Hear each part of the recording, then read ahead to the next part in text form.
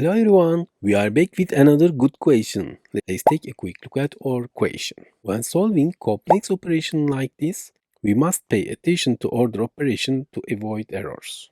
We code the order operation as PEMDAS. P stands for parentheses, S stands for exponent, M stands for multiplication, D stands for division, A stands for addition, S stands for subtraction. We have one more feature here. Multiplication and division, not ordered, operation are performed from left to right. Similarly, addition and subtraction, no ordered, operation or performed from left to right.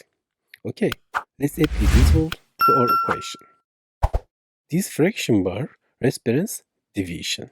The upper part of the fraction is done first. Here we have division and multiplication. The division on the left done first. 20 divided 2 equals 10. Now multiplication. 10 times 5 equals 50.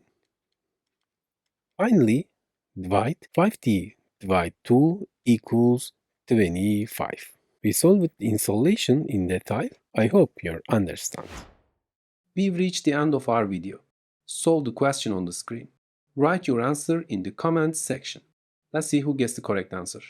You can subscribe for new videos by clicking the logo on the screen. You can also check out my other videos in the sections on the sidebar.